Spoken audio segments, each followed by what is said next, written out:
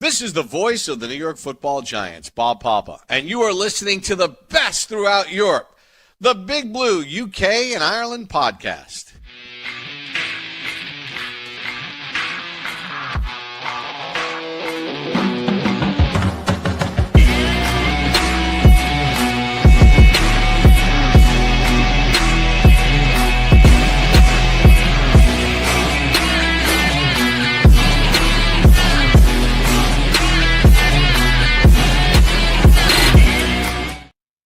Welcome back, Giants fans, to the latest edition of the Big Blue UK and Ireland podcast. As always, we are proudly in association with Andy's Man Club. Let's remember, it is okay to talk. And tonight we are 100% British, but as always, we are 100% Giants. We're back tonight to break down the standouts from the yearly MetLife Bowl that took place on Saturday night in our second of three pre-season games. Plus, after last week's bowl predictions, this week we're making our season predictions as we play a little little bit of bingo later on. So stay tuned for that, as there will no doubt be some interesting picks in that as well. To do all that, I'm joined currently by Aaron, just about Aaron. Internet okay, Aaron? You're all good? and Craig, and Shane will be joining us shortly. Boys, how are we doing? Yeah, fantastic. Crazy day. I've had new carpet fitted and a boiler service, and the wife's had her hair done, and dog was sick 8 times. So yeah, been glad to come and sit down with you guys now and break down what was a fantastic Sunday morning, Saturday night of seeing another Giants preseason performance and a win in the Snoopy MetLife Tenants Bowl, whatever they want to call it. And get a win over the Jets in a completely meaningless but completely meaningful game. The Papa John's trophy, yeah. Isn't there a trophy that called the Papa John's in football? It was called the Papa John's trophy. Okay. You know, it's a lower league trophy, so I'm all about that. It's good. It's good to be back on again.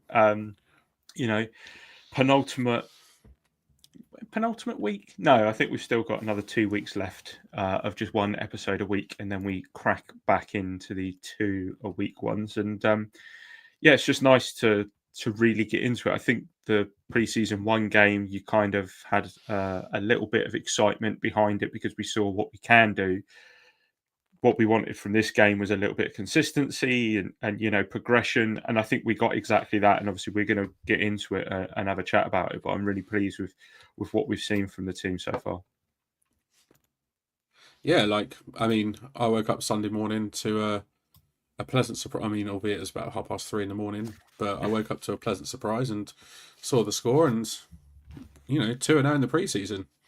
Can't ask for much more than that. And yeah, I know wins in the preseason don't necessarily matter too much, but when you're the New York Giants and you'll take any win you can get, wins in the preseason absolutely count. But yeah, 2-0, it's an all-round not a bad performance as well. You know, we're going to get into it shortly, but it just kind of gives you that little bit of a spring in your step going into the last game of preseason and into the regular season as well. So it's good to see, and it's always nice to beat the Jets as well, no matter whether the game matters or not. It's always nice to beat them. Obviously, one thing that we have with English football is we always say, good thing about preseason is it gets minutes in the legs. I bet it doesn't really mean much more than that. I think there is a little bit more of an onus on NFL preseason as to how it can actually shape your season. Obviously, bear in mind, last season we beat the Lions after we had a tough sort of joint practice with them, and then we went on and we lost to the Jets, and I'm pretty sure we lost our last preseason game as well. But Patriots, but bear in mind that I think this year is we've seen something a little bit different. I think we've seen a lot more playtime from our starters, and I think it feels like to me that the thought mentality behind it is they want to breed that winning feeling now. So by getting everybody involved and by playing the starters more and by winning games, they're kind of getting that feeling within the players already. And I just think that's something good to see. And, you know, it's going to be dumbed down. No one's scheming against anyone. And that's why you can't look into certain things. But yeah, confidence breeds more confidence, and if there was one thing that we needed, it was that. Absolutely, and it just sort of it gives you that little bit of momentum going into the season as well. I think because like you said, the fact that the starters are getting game time on Saturday. I mean, I fully didn't expect Russell Wilson to suit up, let alone take the field. So the fact that he did for at least the first quarter says a lot, and I think that sort of mentality behind the preseason. We've got there's a lot of battles going on, but at the same time, we want our ones to be getting the time on the field to be able to again get that sort of confidence going into the season. So yeah, I think I much prefer the way we've done it this season than the last God knows how long. It's a case of just give the backups and the sort of threes and everything like that reps. Yeah, they need reps, but then so do the starters. Albeit neighbours and a few others that haven't been in the squad, but for reasons, for whatever reasons there are. But when the vast majority of your starters are on the field on the first snap in the second preseason game, it says a lot. And I think Dave's and the other coaches are going about it the right way this year. So hopefully, when is it? Friday? The Patriots game on Friday. Hopefully, yeah, Thursday night, Friday morning. Yeah, hopefully we sort of see a similar sort of thing, and we actually go into it competitively and wanting to get a win, because you saw that sort of hunger and desire from a lot of the players on the field on Saturday.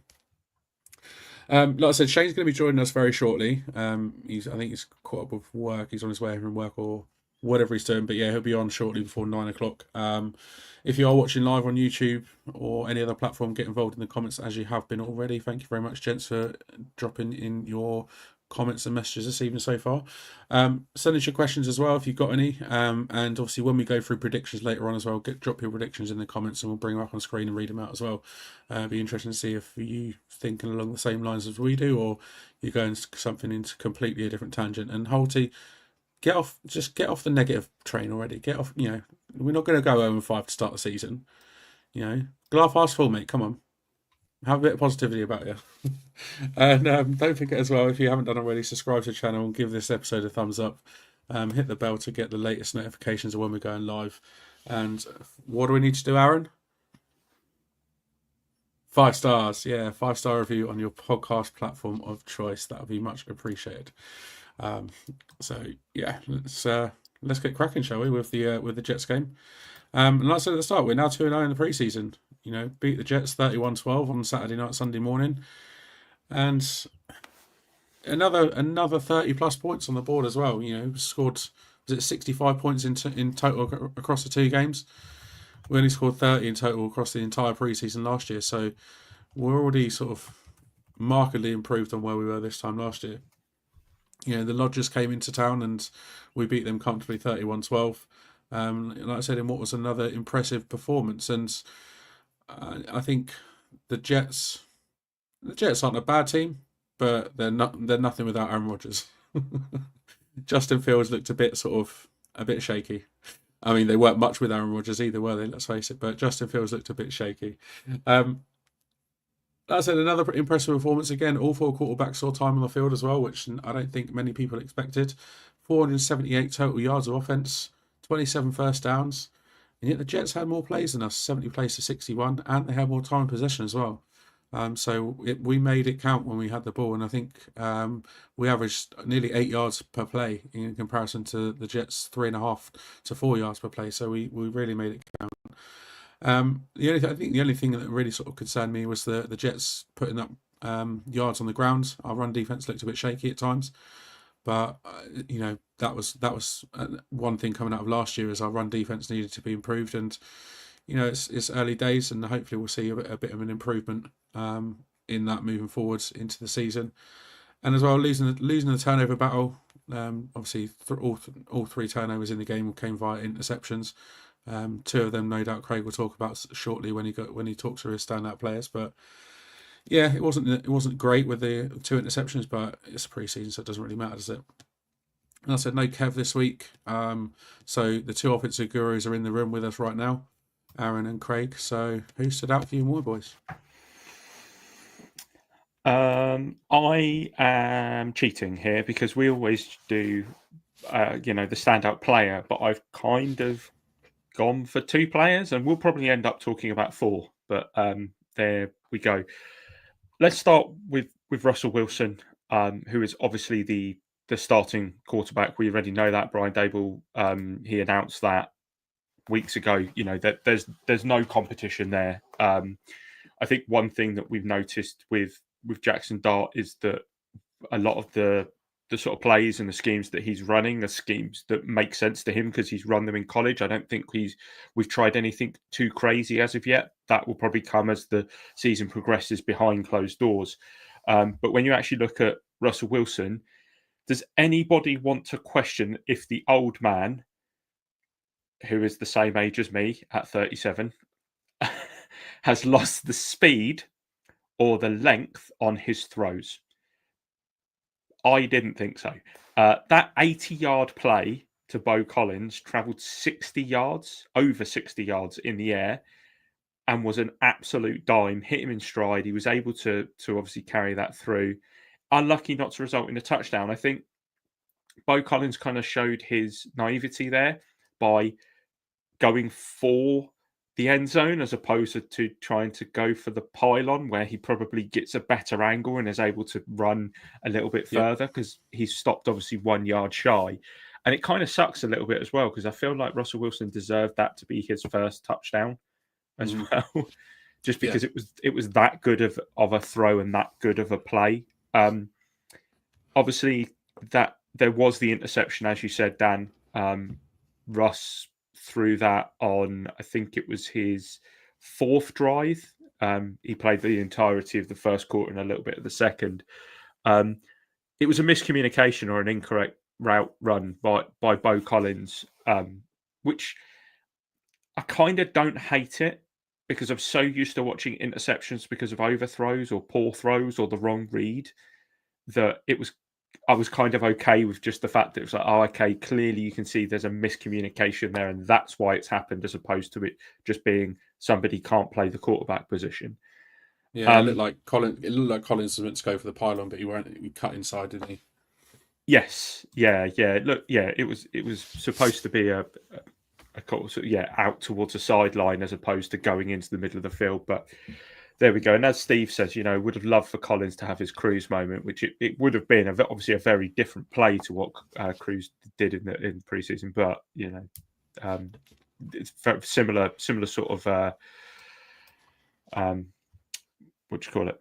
Yards, similar yards. Yeah. In fact, I think somebody I can't remember who it was. I read earlier that the last time that there was a throw like that, it went for 80 yards, and it was Tyrod Taylor to Darius Slayton. So it just shows how long it's been since we've seen something like that.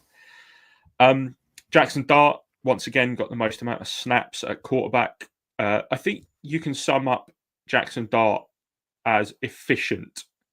14 for 16, 137 yards, great touchdown throw to Greg Dulcich. Aaron and I were talking about this sort of in the studio beforehand, and we were saying that the fake running back toss to Ward, one, they'd done it, as Aaron said to me earlier, they'd done it earlier on in that drive almost to kind of set that up, but also Dart sold that so well that everyone kind of shifted. It just meant that Dulcich could just get pretty much up through the middle of the field. Really nice throw. In fact, one of my notes I wrote down about Dart was saying that his throws were shorter. His average depth of target was like 4.1. So, he's not going for the longer throws like the other 3 quarterbacks were, but his ball placement is something that we haven't seen in a long time, especially the consistency of it.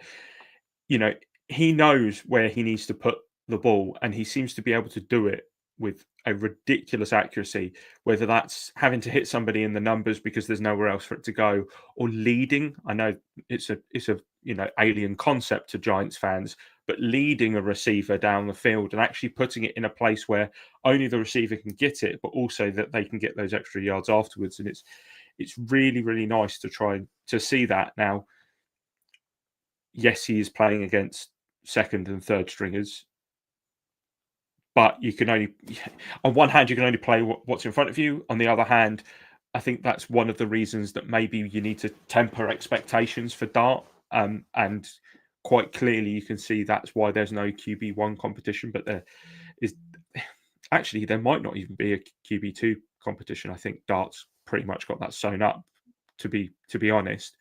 I will touch I'd briefly be very on the other. surprised if he didn't. Yeah. I will touch briefly on the other two. Winston gave us what I call the full Jameis experience.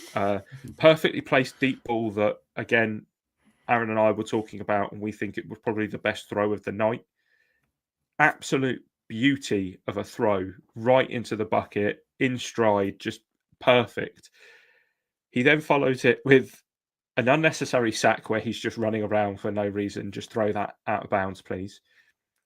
He then airmails, I think it was Dalen Canberra or Montreal Washington. I can't remember. It was one of the two, but he airmails them. Then he gets a delay of game. And then obviously we settle for the field goal, which McTominay pops through. But it is very much that full Jameis experience. There was also the potential play earlier on that could have been intercepted, but ended up being DPI. So Jameis Winston doing Jameis Winston things. He did get a rushing touchdown, so fair play. DeVito, he came in and made two really, really nice throws. Like two throws that neither of the backups Jets quarterbacks had made. Really, not to the same level. But he walks away with an interception. And it's kind of partially his fault and partially not. He throws it, it hits the player in the back of the shoulder and just ricochets to another Jet. So there you go. It's unlucky. But if the ball placement is better from him, he probably doesn't throw it into that kind of window. Maybe place it to the side so it's a better angle for the receiver. But it was unlucky. It was unlucky. It went for an interception. It could have quite easily just been an incompletion. He threw it into the back of the cornerback. But that's what it is. But yeah, that's pretty much it. I mean, four quarterbacks. I don't know about you, but this is like literally the most excited I've been about four quarterbacks ever. Like I was looking at last year, because obviously we're going to be doing the predictions later, and I was looking at the touchdowns for quarterbacks, and obviously we had DeVito, Boyle, Dart, and Jones last year. How did we go from that to what we've got now? Because it's ridiculous, isn't it? It's mad, right? Like, I mean, obviously we all found out today that Dan Jones is going to be the starting quarterback for the Colts in week one. Sorry, who? You mean Indiana Jones? Wow. Get out. So, and that announcement in Colts Twitter went down like a lead balloon. I don't think it got anyone excited that he won that competition. It's the end of the Richardson era, and we've got this incredible bridge quarterback that we've brought in to tie us over. I don't think there's. Sorry, I had to go down on a tangent there. I don't think that. I think again, where we see Daniel Jones, he's competing for probably fifth on this roster as a quarterback at the moment. How we would see it, and another team's just selected him as starter. Mental, on it. Just, he doesn't even make this roster with the four quarterbacks we've got on our team at the moment. He doesn't even make the roster. And the fact that they've just named him their starting quarterback for week one, either they're desperate or Anthony Richardson's not the guy. Or they've pre-declared that they need to borrow the little theme tune that we had for last season. They're fully aboard the tank train already. Yeah, quite possibly. And there was a couple of plays he made in their preseason game against the Packers, I want to say. There was a series of three plays for Indiana Jones where he threw for a running back in the flat and underthrew the running back. He then took a snap, fumbled the snap, ended up taking a sack. And then the next play, overthrew a deep pass to go 3 and out. And how many times did we see a very similar drive over the last couple of years? too many times. That's why we got rid of him. Yeah. Good luck to him in Indianapolis. That's all I'm going to say. Before I hand over to Aaron to talk about Dante Miller, who he's going to do, I just wanted to say that just literally a few minutes before we came on air, Brandon Brown's got his presser going on at the moment, and he was asked about the whole Jameis Winston trade rumours, etc. And he shot those down. He said that Jameis Winston wants to be a New York Giant, and we appreciate it, but no, he is a Giant and will stay that way because he just likes doing what he's doing at the moment and being in the market. So just to nip that in the bud before anybody starts getting excited about that, I think the only guarantee we can really say at this moment in time is that Tommy DeVito will not be on our practice squad because he probably will end up being a backup somewhere else. Yeah, I think it's a guarantee, isn't it? But you know what? I like having Jameis on the team because he's that guy that is willing to help the team, and I think having him to mentor and tutor and coach Jackson Dart isn't a bad thing at all. And obviously we've got Russ to do the same as well. But while Russ is obviously focusing on game plans for the following week, you've got Jameis and Dart there to be developed. Jameis is there to help develop Dart to where he needs to be. And like I said last week, I'll be very surprised if Dart doesn't see the field before the end of the season. I think we all will. So it's a win-win really to have a quarterback of his caliber and his his experience to be essentially third string on the Giants. That doesn't happen very often. Last season, our third string was DeVito, right? And then before that, and then after that was Tim Boyle, like you said. So it's a win-win. We're in a good situation. Indeed. There you go, Aaron. Hey, Ron. Turbo. Yeah, cool. So Dante Turbo Miller, he is in his second season with us, spending most of last year on the practice squad, although did get a few opportunities late in the year with an elevation on special teams. Himself has stated the biggest change for him is the fact that he feels a bit more like a veteran. The game has slowed down. That year of seasoning on the practice squad has allowed him to kind of understand the playbook a bit more, and instead of playing with having to think, he's playing more instinctively. And he's really taken the opportunities that have been given him with Cam Scatterbo being out with his hamstring injury and Eric Gray still missing in action on the PUP. So in 2 games, he's gone for 39 yards on 15 carries. It's not particularly impressive in the face of it. I mean, but that's like 2.6 yards a carry. 38 yards of those 39 have come after contact. So the blocking really has not been great for him. And although he's a speed guy, he doesn't quite have the elusiveness that you get from a Tyrone Tracy as one of his key traits. But where he's had a really big, impressive, really big break is he's 11 catches on 11 targets, and he's gone for 123 yards and 153 yards after the catch, because his ADOT, his average depth of target, is minus 2.7. So he's taken a lot of these screens, a lot of these kind of swings out of the backfield, catching them behind the line of scrimmage, and taking them, for an average more than 10 yards per catch, and really showing his speed when he's put out in space. Obviously, that's been helped by the accuracy of the throws from the quarterback. Obviously, Dart has worked a lot considerably with him and been able to give him the ball in good situations. We've also seen the offensive line get out in front of him and clear some blocks on him. And he's picked up a few crucial third downs where he's got to the pylon and got over the pylon to get that first down. So it's just been a really impressive preseason with the opportunities that he's been given. And he's a guy that I had on my 53, but as a as a guy that was going to have to work special teams, and personally, I thought 4 running backs was the right way. I think historically we've taken 4, but not always. So it was quite an interesting, like, one, was he going to get there? But I think there's no doubt that his roster spot is probably secure at this point, especially with the injuries that we've seen, and we'll talk about the news later.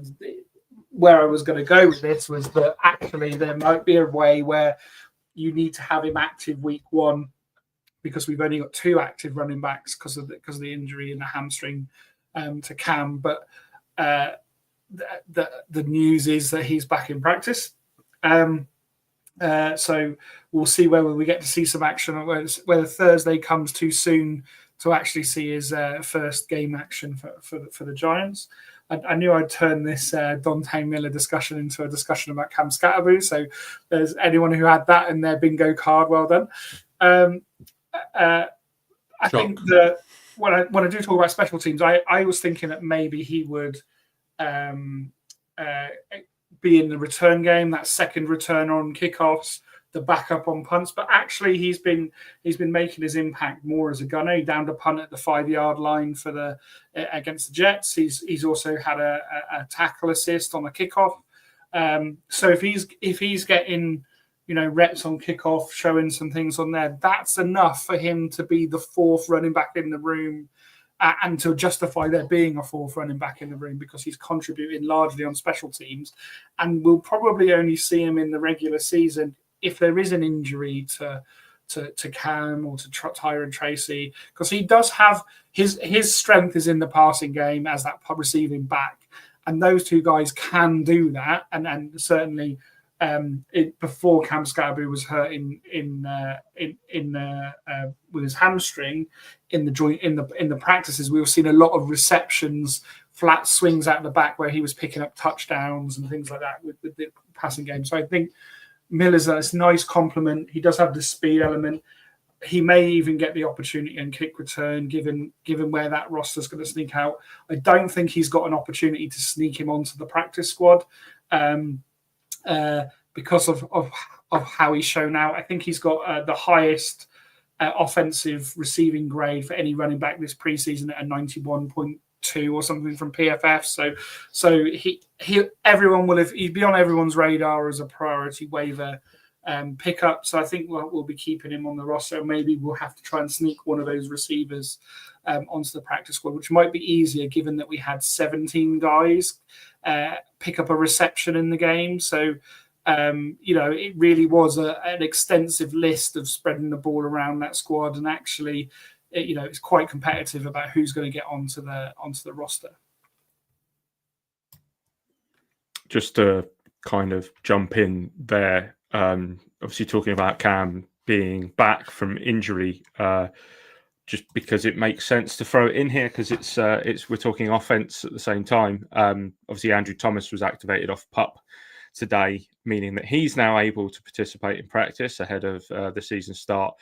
And we also had tight end Chris Manhertz and wide receiver Malik Neighbours back in training. So, all signs point to good times at the moment, as long as we can keep all those healthy. But no, I think Aaron, you've really nailed it there with Turbo. I think what he was able to do on special teams did kind of give him that extra dimension that you're going to need for that 4th running back position. And I'm pretty sure you're right as well. Joe Shane has always had 4 running backs. He's just always has. Eric Gray's always been that tag along. Like I said, I don't think that's going to be what we're going to be seeing this season. So yeah, it's good. And I'm not opposed to just seeing him, be one of those game time inactives, and then every so often we suit him up and we just bring him in for a screen for a spark and just watch him go, because he does just have such ridiculous burst. I think there was one play where he had a defensive tackle like almost straight at him, about 2 yards behind the line of scrimmage. He just shimmied to the right and he was gone. And he turned that into like a good 3-4 yard gain. And it's not a massive gain, but it's better than being stuffed behind the line of scrimmage. Positive yardage will move you up the field. Yeah, big time. And let's face it, if Eric Gray makes this roster, then there's something seriously wrong. Because if he's still on the pup, then I can't see him being around next Tuesday, next Wednesday, whenever cut down day is. I think it's Tuesday next week, isn't it? So did the pup guys count against the roster? No, they don't. So that means we should be getting a cut. There is a way where you can end up on season-ending IR if you're not activated in time. So there is like he could remain on PUP, I think, for like 6 weeks into the season. 6 weeks, isn't it? Yeah. And doesn't count against the number. But if you're active and not on PUP and then you have to be carried through in the 53 before you can go on to IR. So yeah, PUP is like is a backdoor way, and yeah, I'd imagine that he gets the opportunity to stay on PUP and then just either go on season-long IR or be waived injured down the line. With Thomas being activated, does that mean we now need to trim the roster by one? Yeah, someone must be out. I'll keep an eye. Have a look on Twitter. I'm sure it'll tell you. Evening, Shane. How you doing, mate? Yeah, not too bad. Apologies for joining so late. It's all good. You joined at a good time. We're about to talk defence. Have you got shades on this week? No shades needed this week. We'll give it a week off. Nothing important happened in regards to anyone, so we'll have a week off from the shades. I mean, the one thing that has sort of done the rounds on social media quite a lot is 51 getting blown up by the Jets, one of the Jets guards or tackles, was it not? What would you say to that, Shane? That's absolute fishing rod out here. Just like 51 said, it's the only dub Jets are going to get this year, so they may as well enjoy that one. And let's face facts: every player has been bullied at some point in their career, whether it's at collegiate or the NFL level. So we've seen Andrew Thomas get manhandled on Dex when he was in his rookie year. Did get manhandled at times. It happens. The biggest thing is how you bounce back from it. Bounce back ability, exactly that. Do you want to go into your standout of the game, Shane? Seeing as you've just joined us, and now's the time to do it. Shade's got damage and Carter got flattened.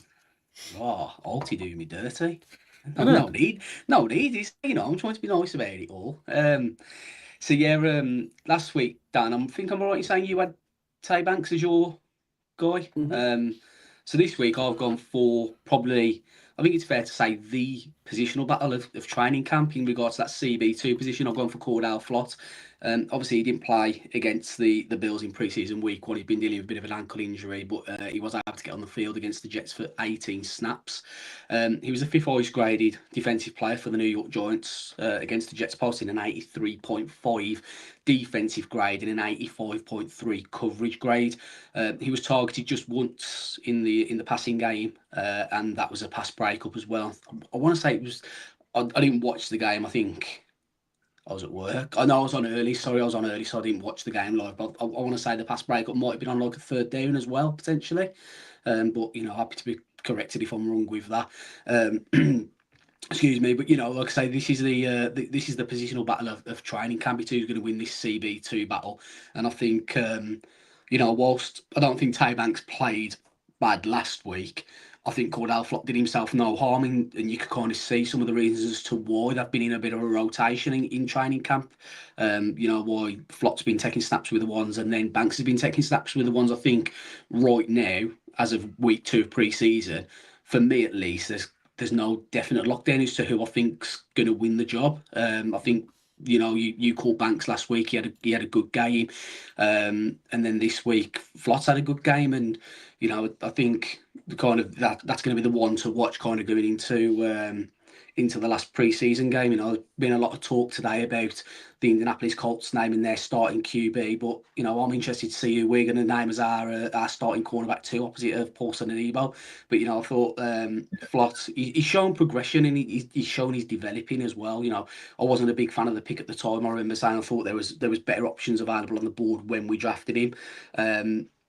And he's kind of during his time as a New York Giant, he's flashed at times. You know, the one play I always talk about is the pass breakup that he had against the Vikings in the playoffs.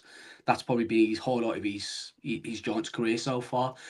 So you know, he has flashed at times, but he's also kind of done himself no favors at other times in regards to how he's played on the field. But you know, I think he's the one who I'm looking at right now and saying, you know, something from last year, I can see the growth and development there. So you know, like I say, for me personally, right now, I don't know if you guys have got an opinion on it, but I don't know who I want to be that CB2 as of right now. You obviously want it to be Banks because of the first round investment, but I can't categorically turn around and say that I think he deserves it right now, and he's in no way, shape, or form the runaway leader to be that CB2 opposite Paulson Adebo.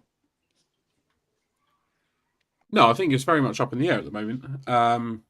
I think Banks has probably got the head start, I suppose.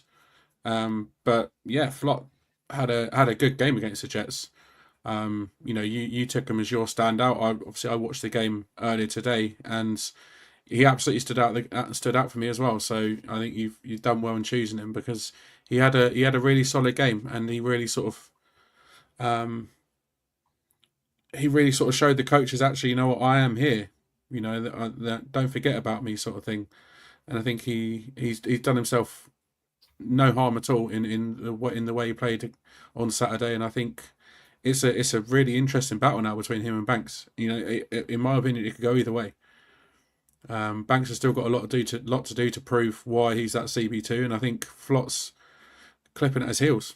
And yeah, Flott's undersized, and yeah, Flott's not necessarily archetypal CB cornerback, but he's done everything. He's done everything he can to make the coaches sort of turn their heads and look at him rather than looking at Banks. I think that's exactly right. I think Flott's played his way into CB2 rather than Banks playing his way out of CB2. I think, but that's not necessarily such a high statement because we think Banks should be playing at a much higher level than he is. But it's not because Banks has done necessarily anything particularly wrong. He just hasn't taken that leap that we all believe his potential has. And Flott has taken a leap towards his potential, and that might just be ahead of Banks at the moment. And obviously Banks gets the kind of draft capital kind of bump of going, well, you're such a high pick, you should be the starter. But I think maybe this year we're seeing that it is a truly 50-50 competition, and the best guy is going to get it. I'm not upset to see to see Flott over Banks. I think you always put your best player out there, no matter what, you know, no matter who it is. And you know, I know that Deontay Banks was a first rounder, and that will always count against the regime in the terms of where he's drafted. He won't be the last, and he won't be the first round cornerback to flop. You know, that's just what happens sometimes. You know, it's sometimes it's the sort of luck of the draw, and sometimes you'll get a player who will excel, and sometimes you'll draft a player and they won't. You know, Sam Beal. That's as Bobby mentioned, I think, a few times on the Giants Nation show this week. So, you know, it happens, but at the end of the day, I really don't care who lines up at CB2 as long as they've earned it. I think it might have been Bobby who mentioned before that, you know, where we took Banks, would you consider him a bust? You know, he was kind of, what was it, 25 or pick 24 in that draft? Like, you know, to hit with a cornerback position there, you know, if you just get mediocre play out of him, would you kind of accept that because, you know, realistically, all the top corners in the league, and someone's probably going to throw a name out to prove me wrong, but I feel like all the top corners in the league right now are players that were took quite early on in the draft. You know, Pat Satan, Devon Weatherspoon, Sauce Gardner, you know, the elite cornerbacks are the ones who were taken within the top 10 picks. I think Satan might have been a little bit later, but, you know, so if you just get mediocre play from a cornerback who you took 25, 26 or 24, is that the end of the world? Not really. A CB2 position is good enough for me for a late first round draft pick. Yeah, absolutely. I think, you know, there's some elite guys in the league, and I think Banks he's far from that at the moment. And, you know, I think it was pick 24 in 2023. I think is he living up to that expectation? No, probably not. Has he lived up to that expectation? Probably not so far. But let's not forget he's only had 2 seasons. One of them at CB1 when he was not exactly best performing last year. Not wanting to ruin the mood, Quinion Mitchell went 22nd overall, and Cooper DeJean went something like 40 overall. So they're the Eagles. They always get away with that fucking kind of shit. Let's You know what I mean? Let's bring it back round as well. Look at the cornerbacks that went before Banks. Devon Weatherspoon, great. Stud. Really, yeah, absolutely. Christian Gonzalez went 17th. Yeah? Who went 16th that nobody's taking shots at? Drafted by Washington. He's now no longer on the Washington. He was like a 6'5", 170-pound cornerback whose name I cannot remember because I know I was higher on him than Kev was, and his name's doing my head in. He's now on the Rams, and his name is Emmanuel Forbes. Emmanuel Forbes, yeah. As soon as he says Emmanuel, I knew straight away. So we're not the only ones who have bollocksed up a first-round pick potentially at cornerback. And we also elected to pass on just saying another Penn State player in JPJ. I don't know what kind of year he had last year, but I know his first year was pretty impressive considering I think he missed the start of the year due to injury. Yeah, if my memory serves me right, he didn't have too bad a second year. So, and I like Joey Porter Jr. as well. I think he's a quality player. I really do. Yeah, so that's, you know what, it's going to be very, very interesting going into the last preseason game, that battle between those two. And I for one, am all for it. Looking forward to it. My standout of the week from this game then, I think last week Craig gave him a shout out at the end of his roundup. And like I said, this week I've chosen him as my standout guy. Now, if you look at all the stats on PFF or on the official stat sheet, they don't sort of light the world on fire. But I think for somebody to progress across 2 weeks and show that development and show a bit of fire in his belly as well. Trace Ford, I thought, had a really, really solid game. Undrafted free agent from Oklahoma. He's making his most of his time on the field. He obviously had the fumble recovery last week. And this week he showed really impressive pass rush as well.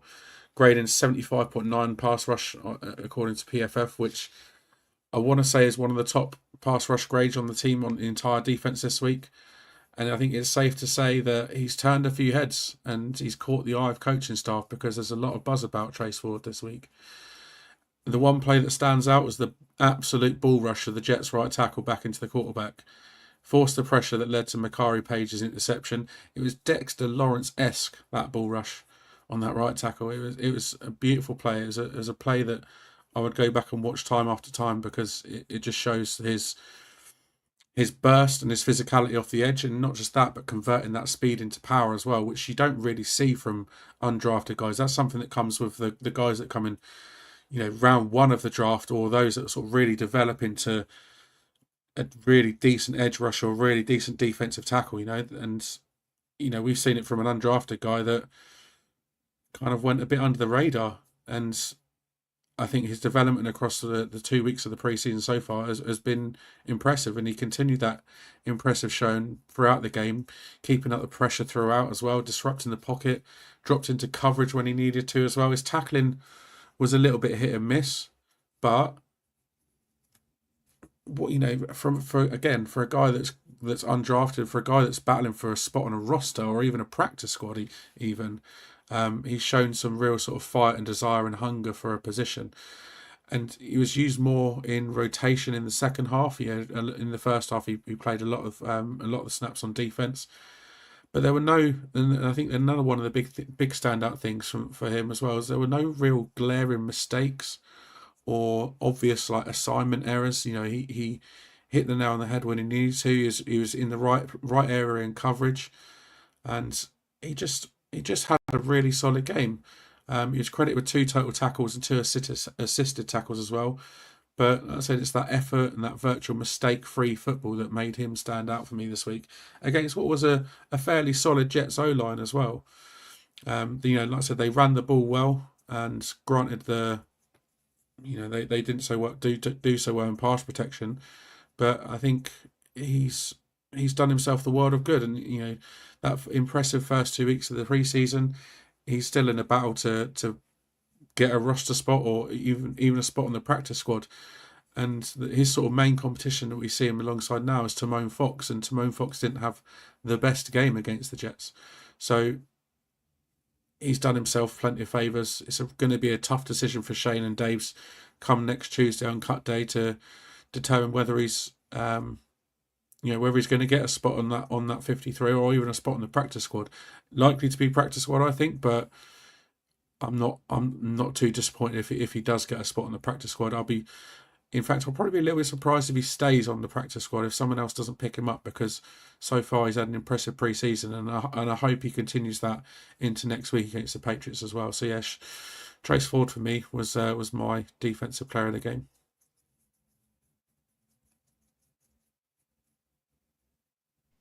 Can I lower the tone? Go on. So, here we go. What does that mean? Explain yourself, please, Daniel. Well, someone had to, didn't they? So, before pre-season began, there was one thing I know that kind of we spoke about on here that was going to be a concern, and someone wanted to see an improvement on in pre-season. Is it just me that's still really concerned about this run defense? Because at the end of the day, the one thing we said was when Dex we can't rely on Dex all the time. When he comes off the field, we need to see, that we've got guys, backups that can step up and not saying perform to the level of Dex can, but at least plug the gap and stop it happening. But everything we've seen on defense at the minute, and I know this is meant to be like, highlights and positives, but kind of through 2 weeks, the run defense looks shambolic still. And I don't know if you guys have got similar thoughts or you're not overly concerned. No, you're right. You're right. Darius Alexander, I don't think has kind of lived up to the expectations. Ledbetter, haven't even noticed. I think when you look at what some of the Jets defenders were able to do in the running game, like Braden Allen, whatever his name is. He was able to just get little chunk plays all the time. They didn't score many points, but they were able to move the ball quite effectively. And, that run defense is a worry. In fact, I'll go as far to say that I think the run game on both sides of the ball has been not its best so far this preseason. I don't think that the run offense has been amazing either, which again is something we said last year. I'll tell you one other player that I haven't noticed as of yet, and maybe that's because he's on a reduced snap count. I haven't actually looked at how many snaps he's had, but has anyone seen Chauncey Golston do anything in preseason yet? I know I'm pretty sure he was injured the first game, but this game he didn't show up for me at all. He got roughed up pretty rotten by some of the Jets linemen in this game. If you see some of the snaps, there's a couple of times he was taken off his feet.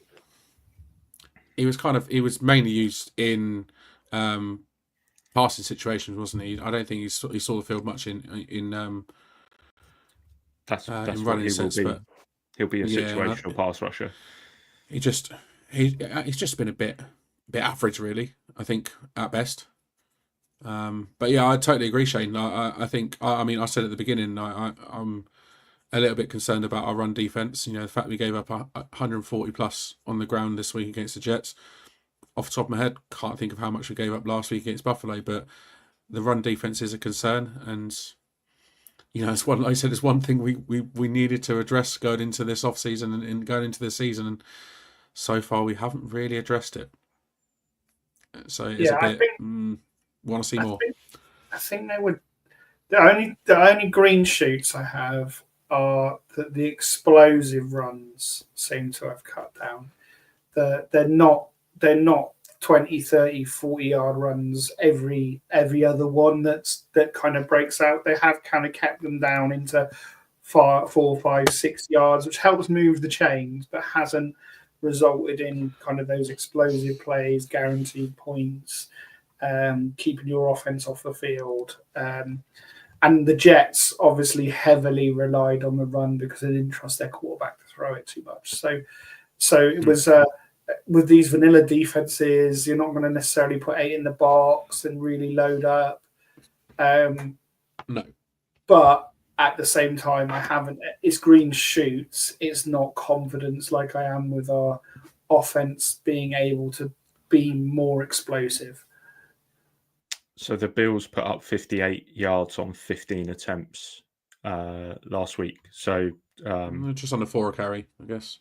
Yeah, I mean their 3 rushers were Frank Gore Jr., Ty Johnson, and Ray Davis. So obviously James Cook didn't play. No. Yeah, I just think this week, I think that, like you said, they were just continually taking chunks on the ground.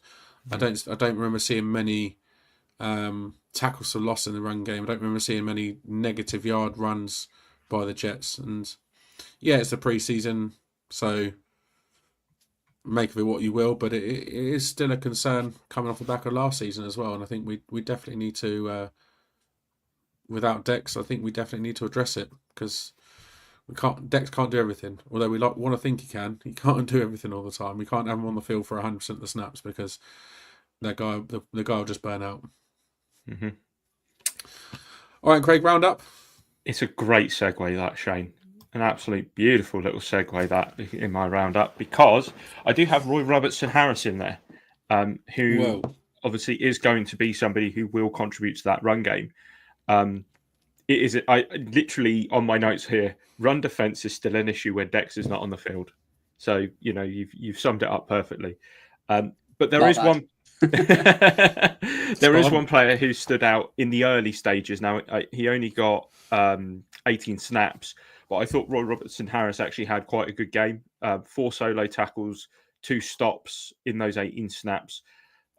He's had just 26 snaps across preseason, has 2 QB hits, 6 total tackles, and 3 stops. So I don't think that's a bad showing. I really am interested to see how he does next to Dex, because I think that's going to be he's going to be the main person, because I don't think Nunes Roches has really done himself any favours so far. So that was one plus for me.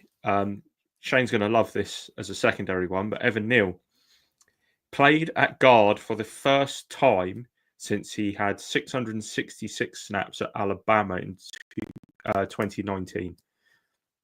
I think he was serviceable. He had 32 snaps. He allowed 1 pressure. He had a couple of iffy moments, but I don't think he's as bad. He played as bad as maybe some people are making out.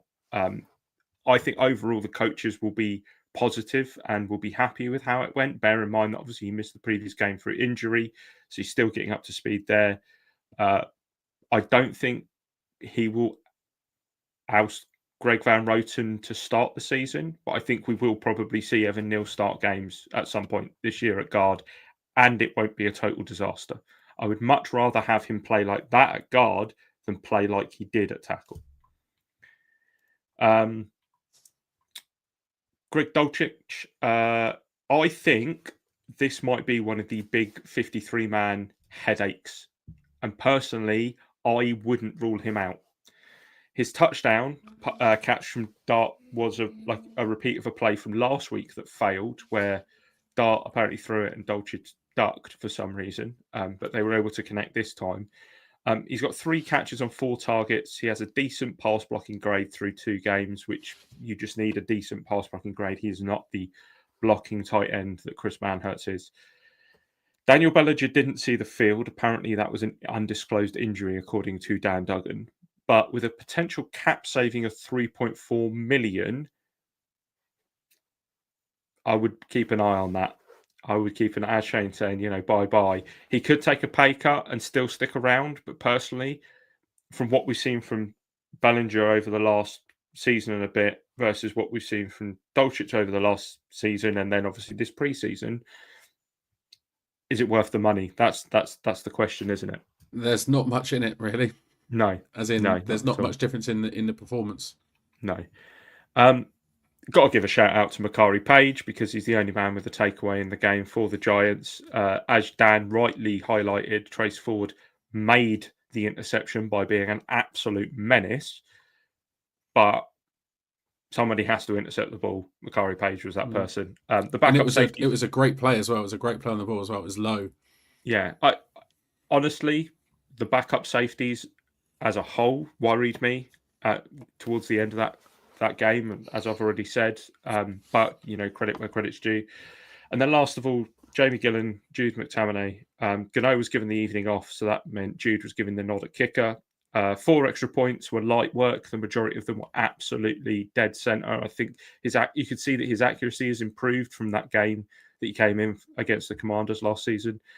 35-yard field goal kind of veered a little bit, but at the end of the day, it went between the sticks, so you don't really care. Jamie Gillan, I thought, had a really, really good game. Average 45 yards per punt. Obviously, had that one inside the 20 that, as Aaron mentioned earlier, that Dante Miller downed. But that thing was, all of his punts were going towards the sideline, and that one that Miller downed was going towards the sideline and just took the most beautiful bounce, just arrow straight down the side of it, literally straight down. So yeah, I think Gillan has slowly improved season on season, and I think we're going to start to reap those rewards soon. Is it not weird that he's wearing number 12 though? Shane's our resident numbers expert. Yeah, I mean, I'm not a fan. I just want us to go back to what we had. I just want to go back to, quarterbacks having these numbers, linebackers having 50s, D-line having 90s, O-line 60s and 70s. Aaron, what was your number? 64. Yeah, so together it makes a 10 because I'm a 10. Would you ever dream of wearing 23? No, but the one group of players that can't change their number are O-line. They have to still be between 50 and 90. But if you could, would you want a lower number, like a single, like a 0 maybe? I mean, I'd look good in a 0. It's a great number. Nobody looks good in 0. Some say it's the best number in all the numbers in the world. It's not a number. It's not a number. You tell Brian Burns that he don't wear a number. Gladly. Don't wear a number. Even those that love a bit of binary, 0s and 1s. 0's not a number. Get out. Wait till double 0 gets rocked up. No, stop that. Stop it now. Just no. Not going to happen. Just wanted to ask, Aaron, your opinion. I know Craig touched on Evan Neal, but as our O-line guru, I just wanted to ask your opinion on Evan Neal. What did you make of him? Yeah, so he had a few nice plays in the run. He's still, footwork is still an issue. He's not moving his feet quick enough. And when he loses, he goes backwards in a hurry, which is killer. But there wasn't like a turnstile moment like we were seeing when he was out in space. I don't think he's earlier in the thing. I thought pre-season, I thought maybe there was a chance he could unseat GVR. I don't think at the start of the season we're in that situation, but I think he's the first guy to get a shot of guard if we have an injury to either of our two starting guards. Aaron, do you think based on what we've seen, he looks like he's going to be a better guard than he was a tackle? Yeah, I think so. I think I'm not sure he's going to be a Pro Bowl guard though, which is where you would expect a top 10 talent to be able to kick inside and be that. Not Pro Bowl, but All Pro then. Shane's got high hopes for having Neil here, ladies and gents. Yeah, Season being All Pro. I think he's getting a second contract at this rate. Still, I still don't think there's a second contract in the wings yet. But who's to say? Gets the opportunity, playing time. As he gets more experience, he goes and does a Mekhi Becton.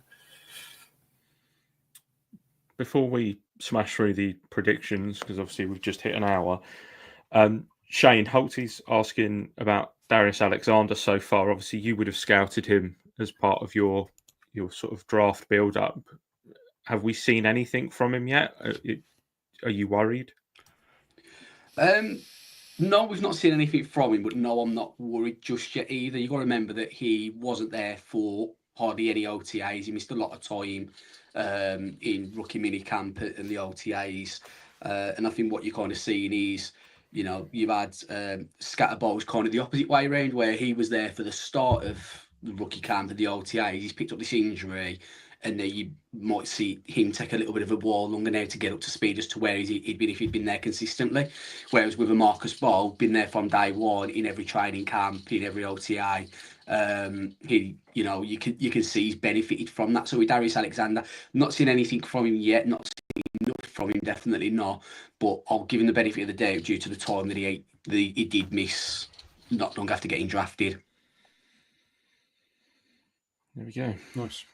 Hopefully that answers your question, Holly. Obviously, pre-season 2-0.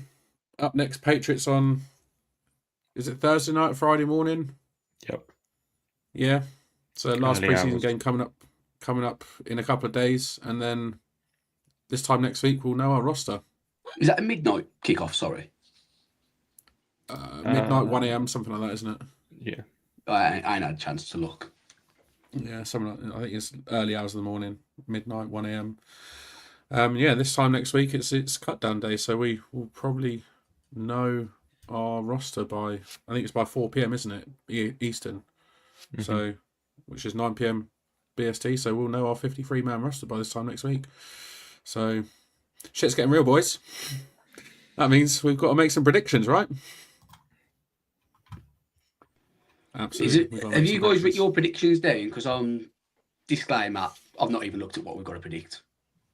Oh, Shane shooting from the hip. This is going to be literally, absolute I carnage. don't know what's coming up on the screen. There could be some obscene numbers come out of my mouth at times that I'm going to say, and then I'm going to go, shouldn't have said that. Yeah, I shouldn't have said that. No, I mean, I've seen the categories. I haven't made any predictions yet, so I'm kind of going a little bit off the cuff as well, but why not?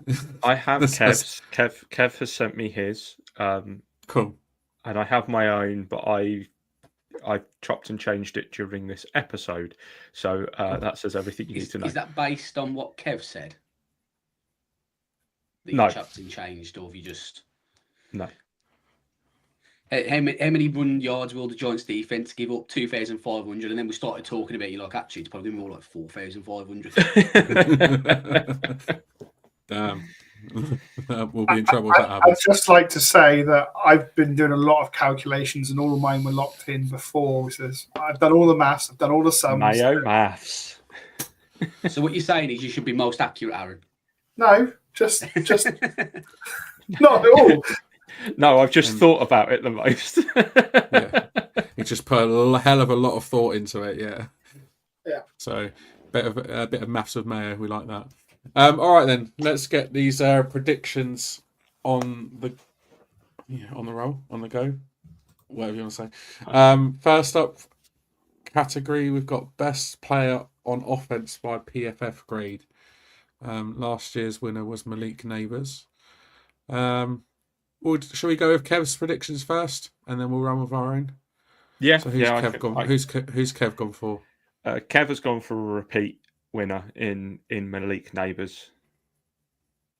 Nice, I can see that. Best offense by PFF grade. I'm gonna go for. Yeah, I'm gonna go for Neighbours as well. I think it'd be tough to beat him this year. Shane? Yeah, I can't go for anyone else other than Neighbours, to be perfectly honest with you. Nice. Aaron? So I have done the maths. There we go. He's done the maths. And It's like we had last week. We had story time with Craig. Now we've got massive Mayo time. Yeah. So I initially was like, yeah, off the hip, it's going to be MetLife Neighbours, but PFF grading can be a little bit funny sometimes. Spoiler: is Aaron going Cam Scatterby? No, but I did calculate a possibility that maybe there's an early injury to a quarterback, and Jameis Winston gets one start, does really well in that start, and then goes back to the bench, and therefore his grade stays really high because of that one start that gets through. But I'm not going there. No. I'm going to one that we've all overlooked, and the best player on offense by PFF grade will be the best player that we have on offense, and that's Andrew Thomas. Okay. I did consider Thomas, but I just don't trust his reliability to stay on the field. No, I don't trust his injury history. Yeah, he might not win MVP, but in terms of PFF grade, the games that he's on the field, again, the score doesn't get knocked down by him not playing. True. I went Neighbours. I went Neighbours as well. I just can't look past it. I mean, you just get the feeling. Yeah, I partially spoiling something for later. But there's still plenty of players that I could choose for that. But I don't think you little tease. Ooh. Careful, because I actually watched back last year's season prediction episode, and it was the episode where me and you completely broke for about 5 minutes because of a comment. So let's not start that again. Maybe remind us of said comment. I can't remember it. Genuinely can't remember it. Yeah, something like that. I don't think that Neighbours is going to be force-fed the ball quite as much. So actually that might help his PFF grade in a way. So that's kind of what I've stuck. We've got a better quarterback, haven't we? We've got 3 better quarterbacks than what we had last season. So nice. All right. I mean, unsurprisingly, I think Aaron's gone for an offensive lineman in that category. Unsurprisingly. I am surprised he didn't go for Cam Scatterby, but there we go. Best player on defense then by PFF grade. Who's Kev gone for? He has gone for a repeat winner in Dexter Lawrence. Dex, okay, cool. Shane? No. I've only seen these as they're coming up on screen. And if I think about this logically, I had a certain player last week to break the sacks and tackles for loss record. So if he's doing that, he's also got to be the best player on defense by PFF grade. So I'm going for 51. May the dogs always be with you. Are you not missing something, Shane? I ain't got him, I didn't think I'd need him today. I did not prepare for this episode, in all honesty. Not going to lie. The joys of working 12-hour shifts and a 3-hour commute. Yeah, I feel your pain. The metaphorical shades are on at the moment, right? Yeah, we'll go with that. I mean, I got some headphones I could put on. Block out the hate. That'll do. That'll do. Aaron, best player on defense. Dexter Lawrence. Craig. Again, I watched back last year's, and I got absolute pelters by that man there and Kev for not being a homer. So I'm going to run it back and be a homer this year. Go for my boy, Brian Burns. Boy, Brian Burns. Nice. Number 0, Brian Burns. Yeah, number 0, yeah. It's not a number. Just saying. I'm going to go really sort of.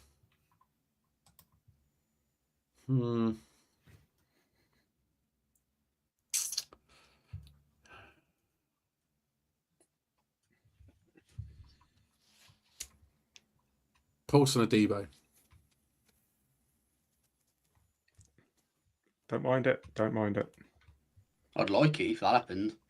I would love it. I would absolutely love it. I would love it if we beat them. Yeah. Paulson Adebo. Just for fun, why not? Can't give all the big guys up front all the credit. Let's have someone at the back. What next? Surprise package then. Last year's winner was Tyrone Tracy. I mean, technically, Tyrone Tracy, surprise package you can't measure. So I went back and looked at the last year's. Dan, you said Daniel Jones.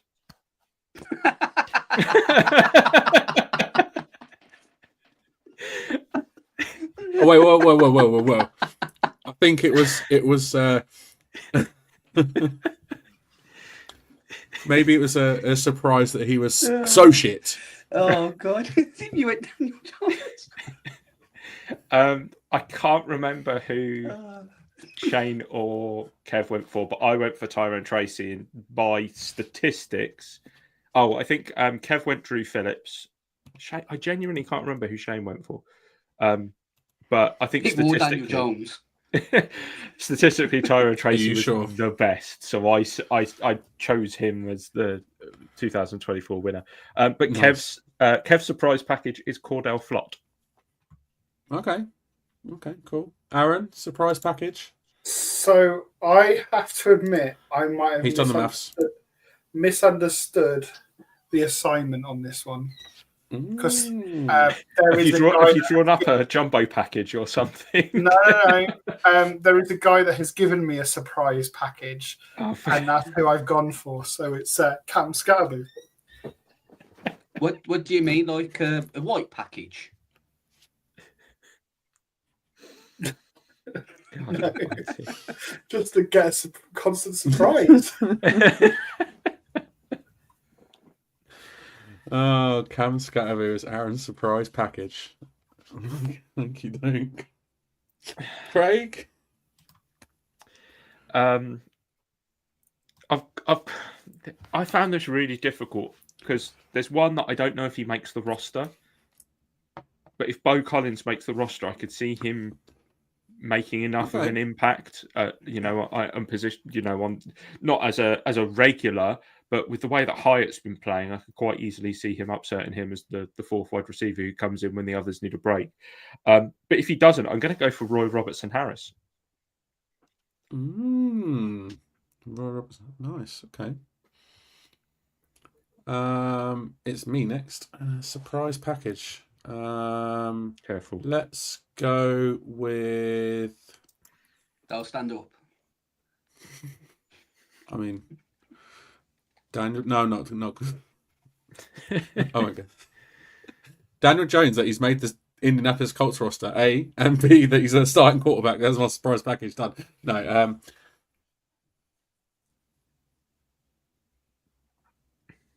surprise package. See, I found this just difficult because I was looking through the roster and it was trying to find somebody who I'm not expecting to be just good. And weirdly, there's a lot of them. Jalen Hyatt.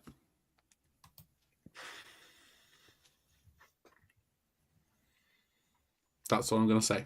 Is that in the same vein that he's cut by week 11? Doesn't matter what surprise it is. It could be could be any sort of surprise, but I'm going with Jalen Hyatt. And Shane? No. I just pissed myself laughing at Dan picking Daniel Jones. In 12 months' time, Daniel might be doing exactly the same thing to me. Because surprise package, to me, someone who's going to surprise me. Someone I've got no hopes for. Someone who's pretty shit, basically. And I go, oh, you know what? I'm surprised. Hey, well, they actually did. So I'm going to go for a man who's already been mentioned by someone tonight. I know where this is going. Former number 7th overall draft pick. Evan Neal. Because he's the only one on this roster who I'm like, I have no hopes for you. So, I mean, you cannot fail to surprise me.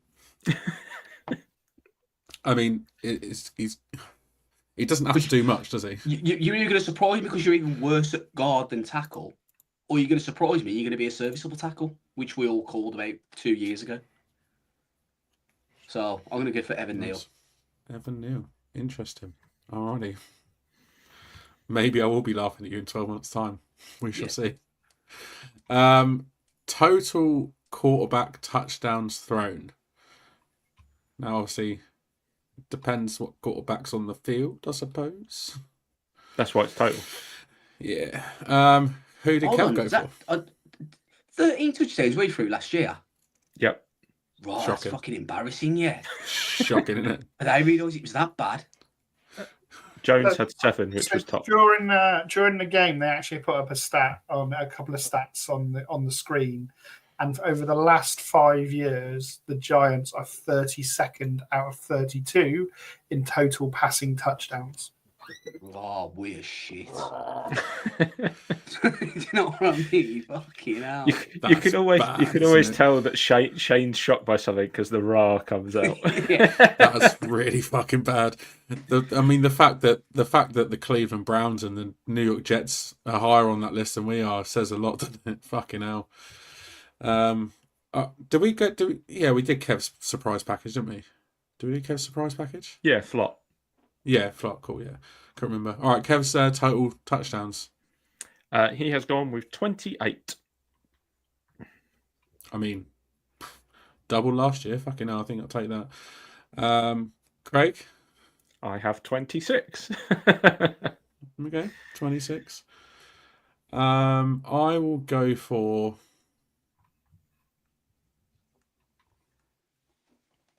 Fuck it, let's go 30. Why not? 30 touchdowns. I like that. Shane? Now, there's going to be some context for what I'm about to say. So if you remember last week, I said the Giants are going to be in the top 3 differentials. So to be in the top 3 differentials, we've got to throw a lot of touchdowns. So I was going to go with 32. Then I started talking, it was 36, but 34. Now I've settled on 36.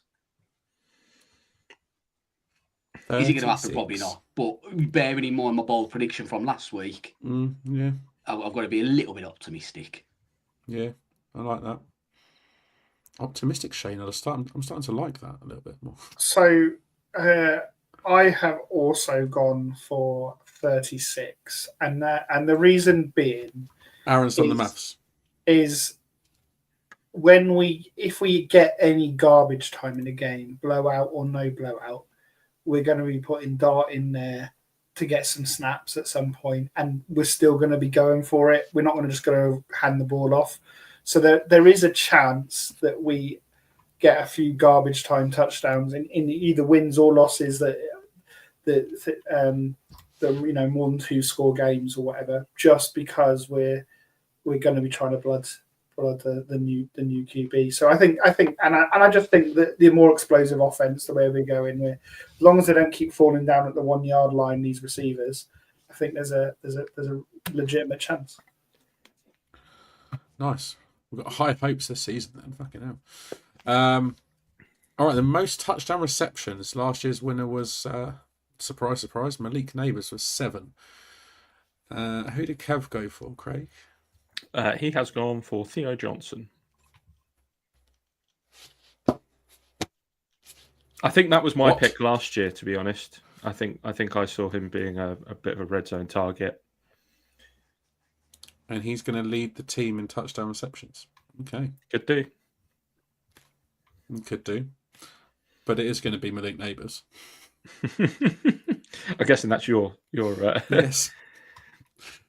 That is my prediction. Shane? So one of my bold predictions last week was very well nearly Theo Johnson breaks the touchdown record for the most touchdowns by a tight end for the New York Giants. So I'm going to go for Theo Johnson. I think Malik's going to be having a lot of coverage, and it's going to leave a lot of options available, and I think Theo with his size and length, no one get too excited, Aaron, with your package and that. But I think with Theo's size and length, he can be a real threat in the red zone. It's not all about length. Was it Theo Johnson who had that draft profile, Craig? Yep. When he spoke about length and girth. Yep. Genuinely, actually did. Yeah. Yes, he did. Oh, good God. Yes, he did. Who's next? Aaron. Have you done the maths? Again, linking back to the bold predictions, I said he would win the Triple Crown in the league, or two of the three legs of the Triple Crown. So Malik Neighbours. Nice. And lastly, Craig. I almost put Tyrone Tracy, just because Russell Wilson loves a little check down. He does. But I am going to go Malik. 3 for Neighbours, 2 for Johnson. Interesting. It'll be neither you watch. It'll be Cam Scatterboo. Thomas Fedone. Imagine. That'd be crazy. Most receptions then. Last year, surprise. The leader was Malik Neighbours with 109. Who did Kev go with? Malik Neighbours. Yeah. Shane? Neighbours. Yeah, again, another leg of the Triple Crown, so Neighbours again. Nice. Craig? Wan'Dale Robinson. Ooh, he's gone slotty. Yep. I like it. I'm going to go Robinson too, you know. I think it's a great shout. Thank you. Yeah, I like that. Wan'Dale. Most rushing yards then. Last season's leader was Tyrone Tracy with 839. Kev has gone for? Tyrone Tracy, cool. Aaron? Yeah, I think Tyrone Tracy had the most rushing yards. Craig? Yep. It's hard to look past him, really, isn't it? Yeah. You can clearly tell by preseason that he's still the lead back. Yeah, unless I'm not going to say it. Don't say the I word. No, I'm not going to wish it into existence. Shane, full house, yeah? No, I'm going for Scat. I think I'm not convinced by the ghost of Tyrone Tracy behind you. I'm not convinced by Tracy's ball security, to be honest with you. And I think that's going to start to see someone like Scat getting a little bit more. And then in the second half of the season, I think I won't be surprised if you see Scat taking more handoffs if he shows that he can look after the ball, which Tracy does seem to have a few issues with. So I'm going to go just for a bit of a surprise and mix it up, Scatterbo. Yeah, and I should say I went for surprise packages, Scatterboo. I think he gets his yardage in the as a receiver. So I think he'll get short yardage runs, goal line, third down work. But he'll also get out some of those what we've seen Turbo doing in the preseason. I think that's what Cam Scatterboo gets in the regular season. So he will, may have more scrimmage yards than Tracy, but he'll get a large more as a receiver than as a rusher. Nice, all right, cool. Total tackles then. Last season's winner was Michael McFadden with 101. Kev went with Bobby Okereke. Craig? I've gone for Micah again. Nice. I'm also going to go for Michael McFadden. I think he's going to have another stellar year. Shane? I'm going to go for Bobby O on a bit of a bounce back year this year. Nice. And lastly, Aaron, have you done the maths? Yeah, I had Bobby Okereke as well. Cool. Yeah, I think it's going to be fairly tight between those two. Hopefully they both stay fit and healthy all year and both have really good years. All right, then here's the big one, I suppose. Sacks. Last year's leader was Dexter Lawrence with 10. Who did Kev go with? Kev's gone with Brian Burns. Brian Burns, nice. I am going to go with, you like it, Shane, Abdul Carter. Abdul Carter. Up the 51. Yeah. Is that a second vote in that corner, Shane? Bowl prediction from last week. There we go. Abdul Carter for Shane. Aaron. Yeah, I went Brian Burns. I think what we'll see is Abdul Carter being absolutely disruptive and people run away from Abdul Carter into the arms of Brian Burns. Nice. And Craig, last but not least. There is only one way that your best player on defense by PFF grade gets the high PFF grade, and that is by getting sacks. So I've gone for Brian Burns for the exact same reason. You know, I think Carter and Dex get a lot of double teams. I think a lot of people get scared of Carter by some early dominance, and Brian Burns then just finds himself one-on-one with a lot of not very good tackles. Oh, hi, I'm here. Was that 2 for 51 and then 2 for number 0? 3 for number 0. 3 for number 0, sorry. We shall see. If the defensive gurus know their stuff, Shane? Yeah, when it's Dexter Lawrence and none of us have called it. Yeah, there we go. It is quite funny that none of us have gone for Dex, considering he has just been the outstanding player. Yeah, true. But I think, the fact I went for Burns, Carter, and Dex to all get over 12.5 sacks in my bowl prediction, I just think Carter's going to have the edge because he's a fucking beast. As are the other two, but there we go. Most interceptions then, last year's leader, if you can even call it that. We had a 5-way tie with 1 interception apiece. Who did Kev go with? Paulson Adebo for Kev. Paulson Adebo, nice.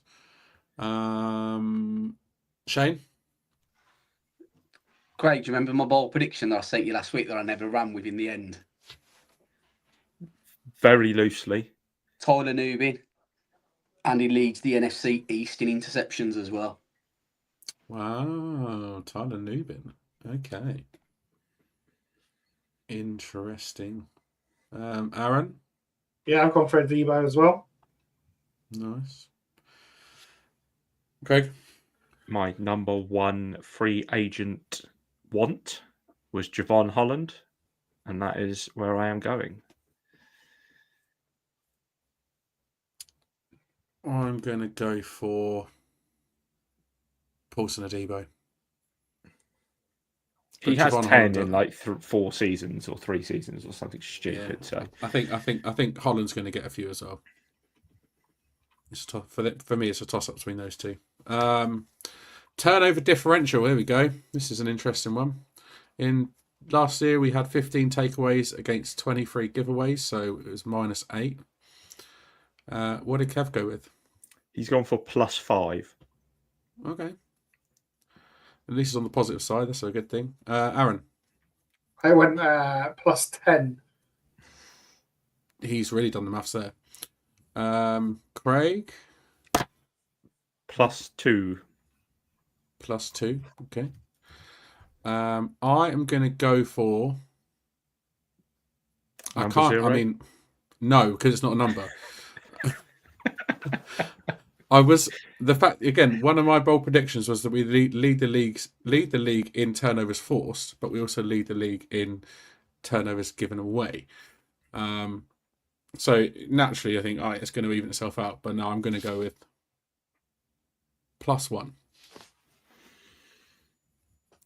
And Shane? I'm going to go for +14. We'd all take that. Again, it goes back to my earlier point of I've got us being the top 3 point differentials. So not only have we got to get a lot of touchdowns, we also need to get a few interceptions along the way as well, and not many interceptions ourselves. I like the way that you kind of tied them in with your bold predictions, whereas one of my bold predictions is that we get 15 interceptions this year, and I've got +2. Now's your chance to reassess.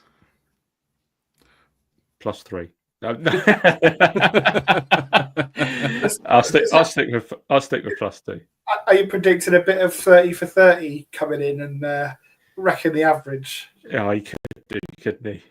He really could do. I mean, I think the fact that we've all gone on the positive side of the differential says a lot. I think we're all hoping and thinking quite positively on the season. Here's the big one then. Team record. Last year, obviously 3-14 with a minus 142 point differential. Obviously, we're not going to necessarily do the point differential here. We're just going to do the team record. But We're not? No, You well, can if you- we could if you want. I just put it in there for a gonna- bit of flavour. I'm going to just hold tight. It'll just round out my bold predictions nicely. Nice. Have you Alright got then. what our predictions was last year for team record, Craig? No. I think that would have been funny. See Someone- how far off we all were. Yeah. I tell you, I think I want to say I went something stupid like 10-7. I know the episode number. I am going to have to go back a horrific amount through our So whilst episodes. Craig's tying that up just to round it all out nicely, I'll go with mine. So I'm going to tie it in with my bold prediction. So I'm going to go to have 10 wins. No, 12 wins. Fuck it. Why not? Let's add an extra 2 on. And I'm going to have our point 12 differential to wins. be 169, because 69 is a nice number. That's what she said. Huh? That's what she said. So last year, just for reference, I did mention it last week, but the top 3 point differentials in the NFL last year was the Lions leading the way with 222, the Bills and Ravens tied second and third with 157. So as I've got to have a top 3, I'm going to go for 169. I might have made a prediction last week that is contradicting this week, but that was then. This is now. That was then. This is now. Cool. All right. Did you get that on the top? What? That was then. This is now. Yeah, Big Blue UK Island. That was then. This is now. Holden knows who it is, but Sorry. Kev's prediction was 9 and 8. Okay. 9-8. Pretty modest for Kev. Craig. Yeah. Craig, yours. Mine is 6 and 11. Where's the optimism, guys? Okay. I mean, it's an improvement. It's an improvement on last year. I'm going to go with 8 and 9. 8 and 9. Are we doing point differential or not? I mean, It's all I've gone for a loss, so mine will be something like minus 48.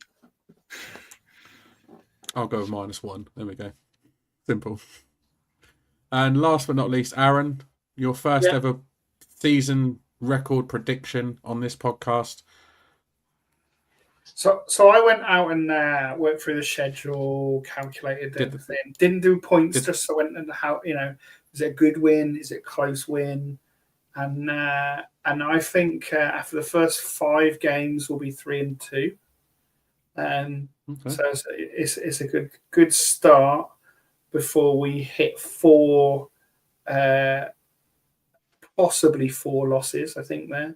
So not great. Then we'll see some Jackson Dart time, and we'll finish the season 8-1. No. What? What? I'm still trying to look up. I'm trying to Who look in up the God's record. name What is am I predicting a tie?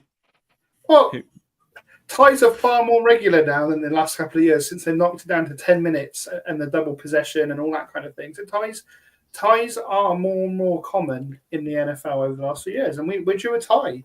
Sorry. Ties are worse than a loss. Shane's got me trying to look up these predictions from last year, and I feel like I've missed something important here. Aaron's just predicted us to go 8-1. And Dan's not happy with that. It's a bit spicy, isn't it? It's a bit spicy. Who's predicting a tie? Can I just confirm? Would it be okay to go 17-0 or 0-17? Yes. But I thought 0 were a number. It's not, because So how can you go 0? it's not a number, So, So yeah, you you get- you get 17 wins, and you don't lose any games. So Simple 0 as. losses. No. Nope. Not at all. 8-8-1 just sounds wrong. Just sounds Who's wrong. the tie with? He's asked. I was just about to say, who's the tie against then? We're tying with San Francisco at home.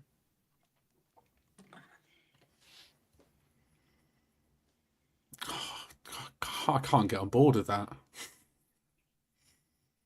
Holt has also said, "What's your phone number?" 07. No, +447. It's a number. No, it's not. But what about when 0 comes up in the +44? It doesn't.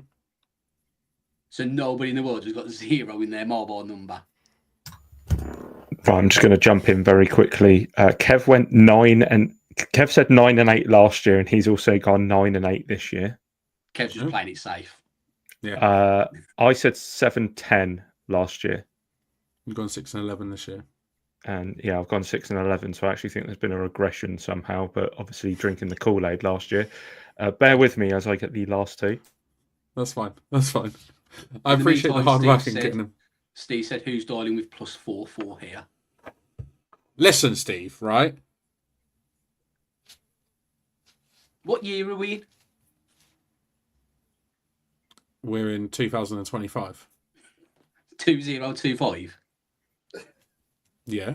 So it's why 0 there if it's not a number? But 0 by itself isn't a number. This You don't when you start counting, you don't go 0, 1, 2. You go 1, 2, 3. Shut If you're up. talking numbers, End you're of. talking maths. And there's only one guy you go to for numbers and maths. Mayo, what's the verdict?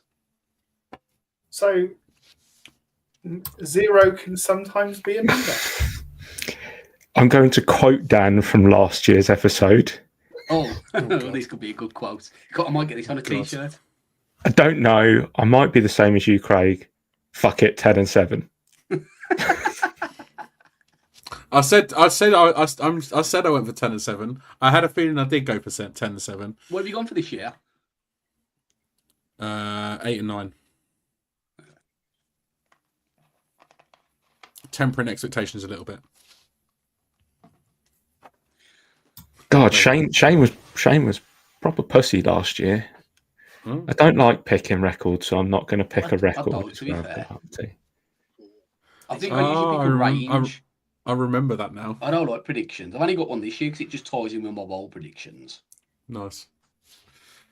Well, there we have it, ladies and gents. That's our predictions. 0 is still not a number by itself.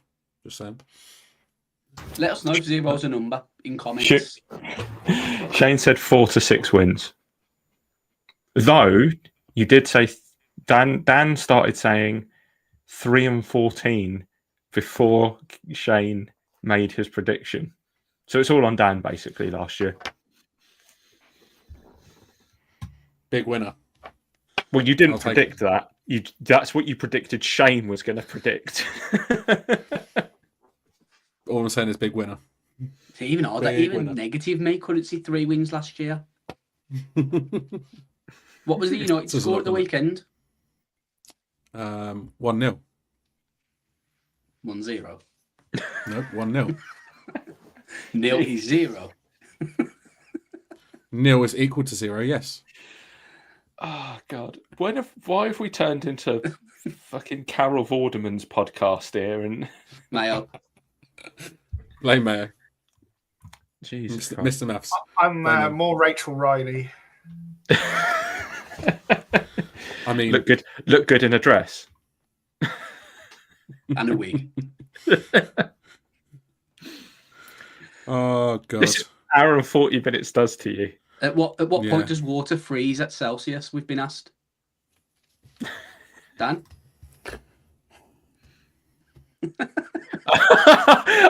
You might have. Is this stump the truck? Yeah. Does it freeze? Does it freeze completely at 0? Probably not. It's maybe starts to. So 0? Why would you say 0 though if you had a number? Because it's not a number. But you just said, does it freeze at 0? It's not a number. It's not a number. Doesn't belong on a jersey. We have completely gone off on a tangent here. This might be an all-time tangent. It does not belong on a jersey. It's as simple as that, and I will not have it any other way. I'm done. 0 is not a number. End of story. And that, ladies and gentlemen, yeah, James, whatever. All right. I can't keep dragging this out. It's going on for too long. That, ladies and gentlemen, is all we've got time for this week. We will be back next Wednesday, I believe. It's Wednesday. Which is the day after Cut Down Day. Come on. We're going to chat about the final preseason game against the Patriots. And then we'll be running through the roster as well. Who's made the 53-man roster? Who's made the practice squad?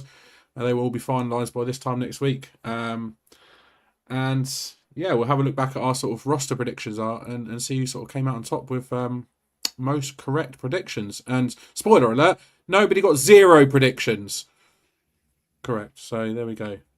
Anything else to add before we go, guys? Now, just make sure you come back next week for more number shenanigans. Let us know in comments and in reply to Twitter if you think 0 is a number. We might even get a poll going on it. But outside of that, something that I know we've not mentioned about for a while. I don't know if I can let him allowed to say it, actually. I ain't going to say it. Yeah, I can say it. What I booked the other day, Craig, and Mail, that's public knowledge, isn't it? Yeah, that's it. I know me and Mail have both booked our hotels. Somebody else has as well. One of you two or Kev, I can't quite remember. But make sure you get down there at 1600 hours, 4-00 PM, as you can see down there. And you can put your point across to Dan as to why you think 0 is a number. What a beautiful time to come back off of the graphic on screen there to Dan. Just in case you missed it. Get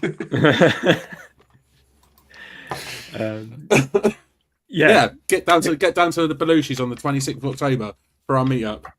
You'll be stupid if you don't. You'll be glad you did. You will be glad you did. Obviously in all the carnage that was going on with me trying to find out last season's predictions and whatever was, I just blanked out the conversation. So I'm definitely going to be watching this back. We did miss a few predictions. I don't know if you guys read them out as you saw them in the comments. But Darren said... apologies. Tony said 10 and 7, and Holty went 6 and 11. So I don't think my one is too negative. Tony then said, I changed my mind. I predict 17 ties. Yeah, that makes sense. Good God, that's an awful season. And you're telling me that Villa fan Steve Day put a prediction in? Fuck, jeez, man. You just get it, can you? Get the viewers. Round us out, Aaron. Yeah, so big week, Cut Down Day. Will I've been signed on for training camp. Will I make it through Cut Down Day? Tune in next week to find out if I'm here or not.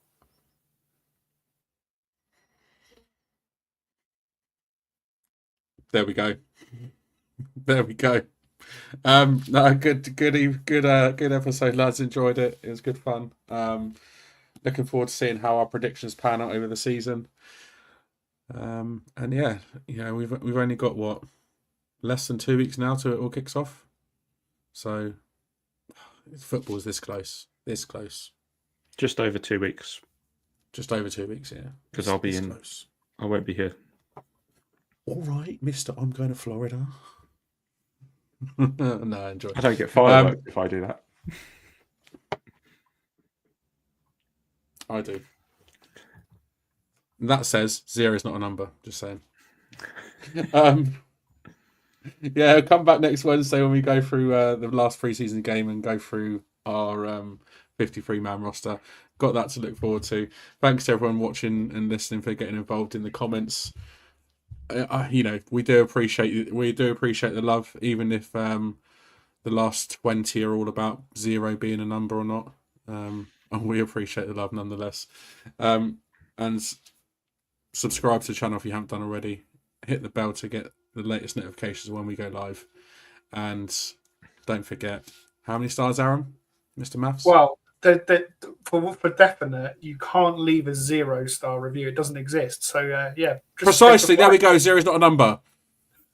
No, 0 stars isn't a thing. Proved my point. Exactly. No, that's it. Done. My thanks as ever go to Shane, Aaron, and to Craig for joining me.